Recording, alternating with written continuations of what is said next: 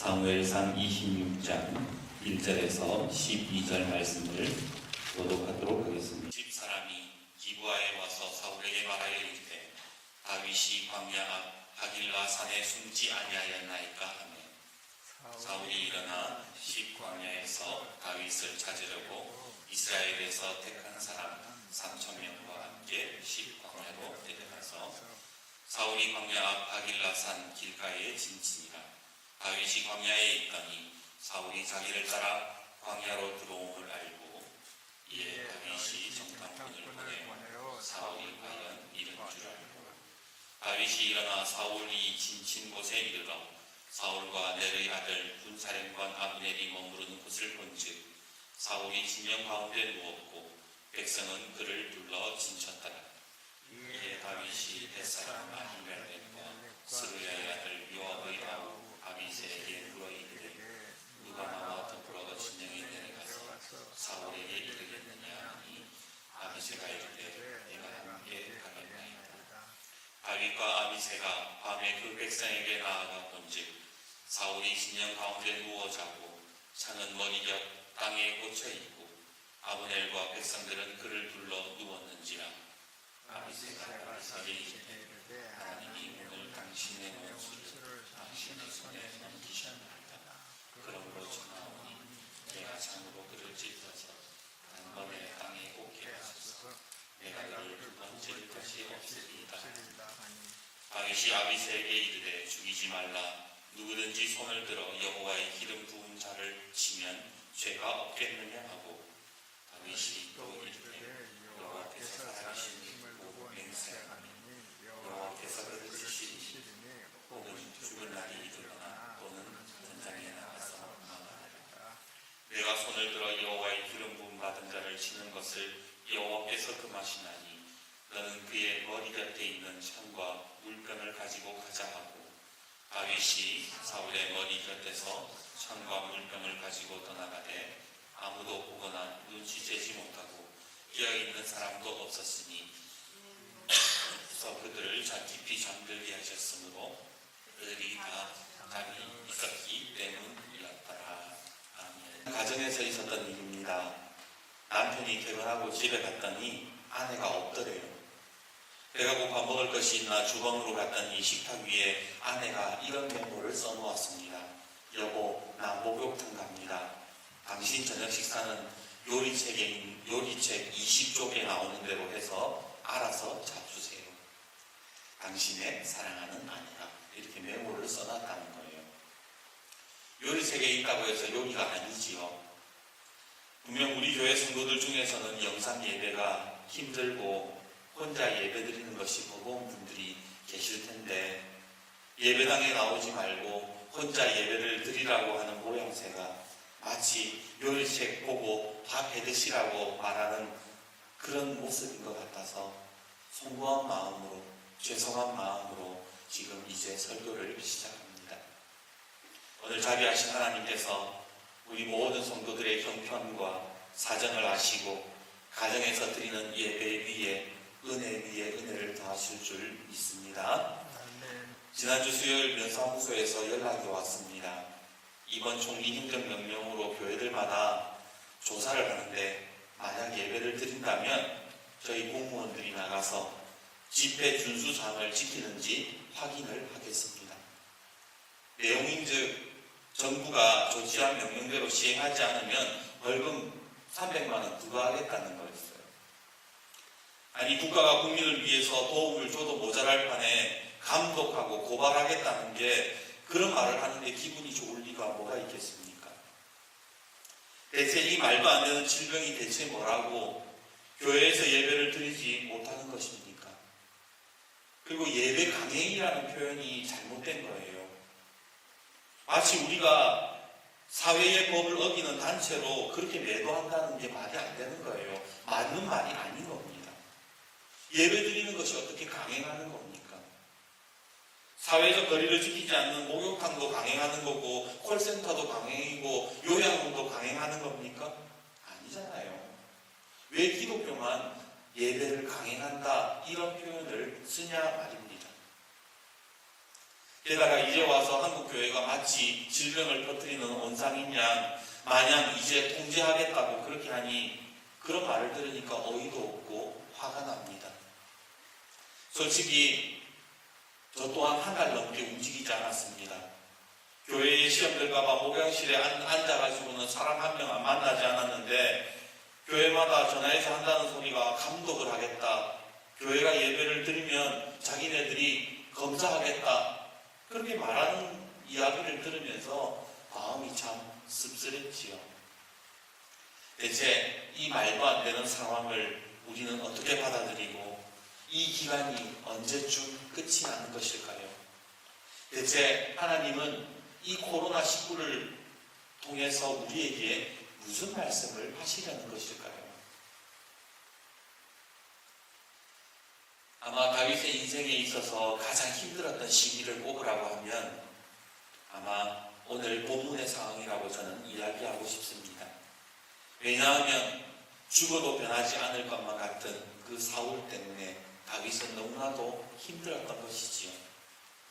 그 언젠가 다윗을 죽이러 왔다가 오히려 다윗이 사울을 살려준 적이 있었습니다. 그때 사울이 다윗에게 무슨 약속을 하는가? 사울이 이르되 내 아들 다윗아 이것이 네 목소리냐 하고 소리 높여 울며 다윗에게 이르되 나는 너를 학대하되 너는 나를 선대하니 너는 나보다 의롭도다. 네가 나 선대한 것을 오늘 나타냈나니 여호와께서 나를 내 손에 넘기셨으나 네가 나를 죽이지 아니하셨도다. 사람이 그의 원수를 만나면 그를 평안히 가게 하겠느냐? 내가 오늘 내 행한 일로 말미암아 여호와께서 내게 손으로 갚으시기를 원하노라. 보라, 나는 네가 반드시 왕이 될 것을 알고 이스라엘 나라가 네 손에 견고히 설 것을 아노니 그런즉 너는 내 후손을 끊지 아니하며 내 아버지의 집에서 내 이름을 멸하지 아니할 것을 이제 여호와의 이름으로 내게 맹세하라 하니라. 다윗이요 처음에 사울을 한번 살려줬을 때 사울이 감동받은 거예요. 그래서 네가 나보다 의롭고 너는 반드시 이스라엘의 왕이 될 것이고 나중엔 네 이스라엘 왕이 되거든. 이 보복을 생각하지 말고 나는 더 이상 너 안 괴롭힐 테니까 너도 이제 우리 집에 보복하지 마라. 그렇게 약속하고 맹세했다라는 거예요. 그런데 그런 약속도 잊어버리고 이제 또다시 군사를 일으켜서 다윗의 목숨을 노리고 있는 이 사울을 보면서 다윗이 왜 괴롭지 않았겠습니까? 왜 힘들지 않았겠습니까? 아마 다윗에게 있어서 사울은 가장 큰 고통거리이자 근심거리였을 것입니다. 하지만 그것만 힘든 게 아니었어요. 다윗을 정작 더 힘들게 만들었던 것은 뭔가? 오늘 1절 말씀을 한번 봅시다. 1절입니다. 10사람이 기브야에 와서 사울에게 말하여 이르되 다윗이 광야 앞 하길라 산에 숨지 아니하였나이까 하며 누군가가 이 사울에게 다윗이 하길라 산에 숨었다라고 고발을 했다라는 거예요. 밀고를 했다라는 거예요. 근데 여러분 한번 생각해 보세요. 다윗이 숨은 것을 어떻게 알았을까요? 그것은 다윗과 함께 있었기 때문에 그런 거예요. 다윗과 함께 있었던 사람이라는 거예요. 배신자였다는 거예요. 일제강점기 시절에 상해 임시정부에도 밀정이 있었다고 하죠. 895명이나 있었대요. 김좌진 장군의 최측근 비서였던 이정, 안중근 의사와 함께 하얼빈에서 거사를 일으켰던 우덕순이라는 사람이 대표적인 밀정이에요. 간첩이었어요. 독립군들에게 있어서요, 순사나 일본 군인이 무서운 게 아니었습니다. 오히려 동지를 배신하고 넘기는 그 밀정 때문에 독립운동가들이 더 힘겨운 싸움을 할 수밖에 없었지요. 오늘 성경에 다윗이 처했던 원인이 다 어디에 있습니까? 다 이 밀정 때문이에요. 사무엘상 24장에도 밀정 때문에 다윗이 사울에게 쫓기게 되었고요. 오늘 본문의 26장에도 이 바로 밀정 때문에 배신자 때문에 다윗이 또 고통을 받아야 했던 겁니다. 그런데 이러한 어려움에도 불구하고 하나님의 뜻이었을까요? 다윗이 사울 군대를 정탐하러 갔다가 누워 자고 있는 사울을 발견하게 됩니다. 아무 세상 모르게 머리맡에 무기를 놓아둔 채 세상 모르고 잠들어 있는 사울을 보면서 다윗은 무슨 생각을 했을까요? 우리 8절 말씀 다시 한번 읽어봅시다. 8절입니다. 시작. 아비새가 다윗에게 이르되 하나님이 오늘 당신의 원수를 당신의 손에 넘기셨나이다. 그러므로 청하오니 내가 창으로 그를 찔러서 단번에 땅에 꽂게 하소서. 내가 그를 2번 찌를 것이 없으리이다. 아비새, 다윗의 부하인 아비새가 뭐라 그러는 거예요? 다윗이여, 결정만 하십시오. 제가 한 방에 저 인간을 뚫어버리겠습니다. 그렇게 이야기를 했다라는 거예요. 여러분 한번 생각해 보세요. 지금 아비새의 말을 따르면 뭐가 됩니까? 만사형통인 거예요. 아비새가 다윗을 탁 찔러 죽이기만 하면 다윗은 더 이상 도망갈 필요가 없고 밀정들 때문에 동료를 의심하거나 두려워할 필요가 없어지는 거예요. 이미 하나님께 인정받아 기름 부음도 받았고 사흘만 없어지면 이스라엘이 왕이 될 자격도 주어지는 거예요. 자기 손에 피 안 묻히고도 사울을 없앨 수 있는 기회라는 겁니다. 그런데 마음만 먹으면 모든 것이 이루어질 수 있는 이 상황에 다윗은 뭐라고 이야기하는가? 우리 9절에서 11절 말씀 같이 한번 읽어봅시다. 9절에서 11절입니다. 시작. 다윗이 아비새에게 이르되 죽이지 말라. 누구든지 손을 들어 여호와의 기름 부음 받은 자를 치면 죄가 없겠느냐 하고 다윗이 또 이르되 여호와께서 살아계심을 두고 맹세하느니 여호와께서 그를 치시리니 혹은 죽은 날이 이르거나 또는 전장에 나가서 망하리라. 내가 손을 들어 여호와의 기름 부음 받은 자를 치는 것을 여호와께서 금하시나니 너는 그의 머리 옆에 있는 창과 물병만 가지고 가자 하고 안 죽이겠다는 거예요. 하나님이 안 기뻐하신다고 이야기하면서 오히려 그 자리를 피했다라는 겁니다. 아마 이번에 사울을 죽이지 못하면 또다시 도망을 다녀야 되겠지요. 아니 그보다 함께 도망다니면서 충성을 바쳤던 사람들이 이번 일로 크게 실망할지도 모릅니다. 아니 그 천국 같은 기회를 제대로 결정도 못하고 놓치는데 누가 다윗을 따라가고 싶어 하겠습니까? 또 다윗과 함께하면 또 도망다녀야 되거든요. 그래서 언젠가는 누군가는 배신자가 되어서 사울의 밀정이 될지도 모르는 그런 상황이었습니다. 그런데 왜 다윗은 이런 결정을 했던 것일까요? 대체 무슨 생각이 있었기에 그렇게 말을 했던 것일까요? 오래전 읽었던 책 중에 이진희 목사가 쓴 광야에 살다라는 책에 이런 글이 있었습니다. 제가 그 책에 있는 내용을 읽어드릴게요. 세상 사람들은 만사형통을 이야기합니다. 그러나 성경은 만사형통이 아니라 모든 일이 합력하여 선을 이루는 만사협통을 말합니다. 요셉을 보십시오. 요셉의 형제들이 요셉을 죽이려고 구덩이에 던져 넣었고 그는 애굽의 노예로 팔려갔습니다. 억울하게 누명 쓰고 감옥에도 던져졌습니다. 그런데 완성되어진 요셉의 그림을 보니 요셉이 어디에 있습니까? 아직도 구덩이에 있었습니까? 아직도 종살이나 옥살이를 하던가요? 아닙니다. 그는 바로의 왕궁에 앉아 있었습니다. 누가 요셉의 이런 그림을 그려놓았을까요? 바로 하나님이십니다. 모든 것이 합력하여 선을 이루게 하시는 하나님이 그런 그림을 그려주신 겁니다. 참 귀한 묵상 아닙니까? 그렇습니다. 성경의 이야기들을 이렇게 쭉 살펴보면 만사형통에 대한 이야기가 아니라 만사협통에 대한 이야기들하는 거예요. 우리가 아는 모세를 한번 생각해 보세요. 그는 갈대 상자에 버려졌고 살인자로 도망다녀야 했지만 하나님은 그를 이스라엘을 구원하는 지도자로 세우셨습니다. 요나는 도망가다가 풍랑을 만나 큰 물고기 뱃속에 삼킴바 되었지만 오히려 그 일을 통해 하나님은 니느웨를 구원하셨습니다. 예수님은 요한복음 15장 20절에 사람들이 나를 박해하였은즉 너희도 박해할 것이라고 말씀하셨지만 그 박해를 통해서 교회가 세워지고 하나님의 나라가 오게 하셨던 겁니다. 여러분 왜 예수님께서 의를 위하여 박해받은 자는 복이 있다라고 얘기하셨을까요? 왜 핍박받고 박해받는 게 복이 있다고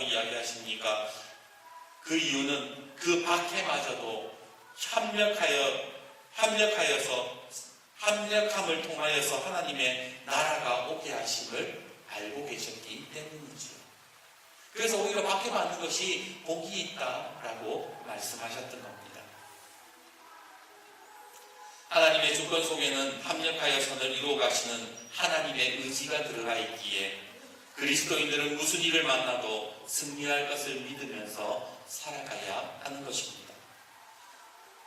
그래서 고난 가운데에 항상 기뻐하고 범사에 감사를 드리라고 주님은 우리에게 말씀하셨던 거죠. 힘든 것도 어려운 것도 감사도 기쁨도 모든 것이 합력하여서 하나님의 뜻을 이루어가기 때문이랍니다. 이번 주에 말씀을 준비하면서 설교 제목을 뭐로 정할까 그렇게 고민하다가 아까 이진희 목사님이 쓴 그 만사협통이라는 그 제목으로 설교 제목을 정했습니다. 근데 참 은혜가 되는 것이 이 제목을 통해서 주님이 주시는 은혜가 있었어요. 여러분, 만사협통이라고 할 때에 이 협자가 무슨 협자인 줄 아세요? 화합할 협자예요. 만사협통할 때에 화합할 협자가 어떻게 되어 있냐면 좌변에 열십자가 있고 우변에 힘력자 3개가 붙어 있는 것이 협자예요. 그래서 모든 일이 협력하여서 통한다. 화합할 협자를 이렇게 쓰는데 제가 이 협자를 보면서 말씀을 묵상하다가 글자를 보니까 이 열십자가 십자가라는 생각이 드는 거예요. 그러니까 한번 생각해 보세요. 좌변에 열십자가 있고 힘력자가 3개가 있어요. 그러면은 십자가, 그러면서 드는 생각이, 그래, 십자가가 세워진 곳에 모든 힘들이 모여듭니다. 그런 생각이 들었던 거예요. 저는 지금까지 합력하여 선을 이룬다는 말을 그저 가만히 기다리는 것, 그래 좋은 일이 있으면 좋고 안 좋은 일이 있어도 좋고 그렇게 기다리는 것이 합력하여 선을 이루는 것이라고 생각했는데 아니에요. 안 좋은 일이 있어도 그래 잘 될 거야, 하나님께서 선을 이루실 거야, 그렇게 생각하는 것이 합력하여 선을 이루는 것이 아니라 오늘 우리의 삶에 십자가를 세우는 것, 우리의 마음에 십자가를 세울 때에 그때에 힘들이 모여서 하나님의 선이 이루어진다는 것이었습니다. 여러분 11절 한번 보세요. 내가 손을 들어 여호와의 기름 부음 받은 자를 치는 것을 여호와께서 금하시나니. 다윗이 지금 아비새가 뭐라 그래요? 결정만 내리십시오. 제가 사울을 죽이겠습니다. 그러니까 다윗이 한다는 얘기가 내가 손을 들어 여호와의 기름 부음 받은 자를 치는 것을 여호와께서 금하신다.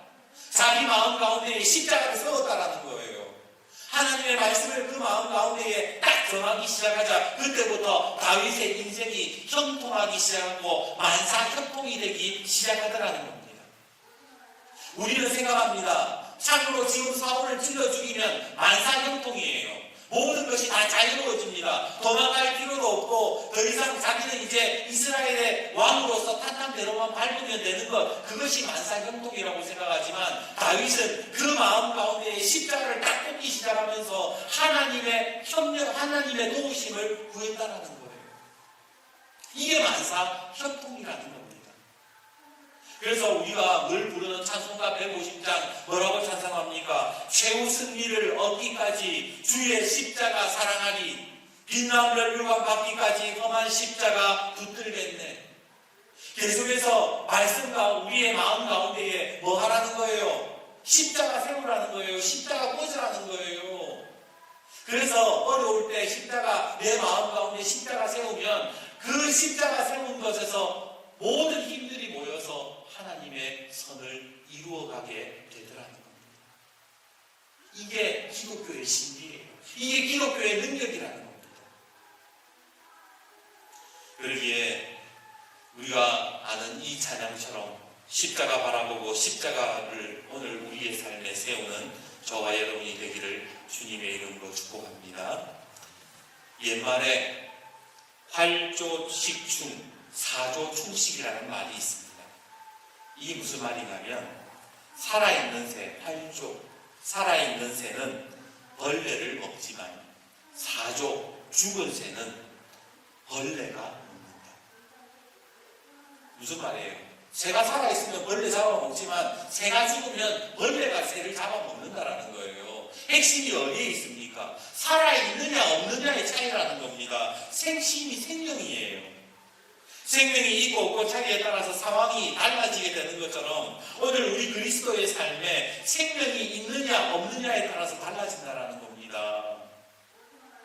우리가 우리의 마음 가운데에 십자가 못 세우면 우리의 삶, 우리는 환경과 고난의 먹이가 된다는 거예요. 벌레가 얼마나 많으냐의 문제가 아니듯이 얼마나 고난이 많으냐의 문제가 아니라 생명이 있다면 우리 속에 십자가를 세울 수 있는 그 능력이 있다면 우리는 반드시 승리하게 되는 것입니다. 수백 가지 바이러스가 있어도 내 속에 강력한 생명력, 면역력이 있으면 극복해내는 것처럼 문제가 복잡해질수록 위기일수록 십자가를 붙드는 사람에게 하나님은 합력하여 선을 이루게 하시는 겁니다. 하나님은 사울을 이스라엘의 초대왕으로 세우신 것을 후회하셨습니다. 사무엘상 15장 35절에 사무엘이 죽는 날까지 사울을 다시 가서 보지 아니하였으니 이는 그가 사울을 위하여 슬퍼함이었고 여호와께서는 사울을 이스라엘의 왕으로 삼으신 것을 후회하셨다. 왜 하나님이 사울을 왕으로 삼으신 것을 후회하셨습니까? 그것은 사울의 삶에 하나님을 바라보는 생명력이 없었기 때문에 그래요. 사울의 삶에 더 이상 십자가를 세우는 능력이 없었기 때문에 하나님은 그를 왕으로 삼으신 것을 후회하셨다는 겁니다. 그 결과 사울은 시기심의 밥이 되었고 자격지심과 분노를 통해서 죄의 먹이가 되지 않습니까?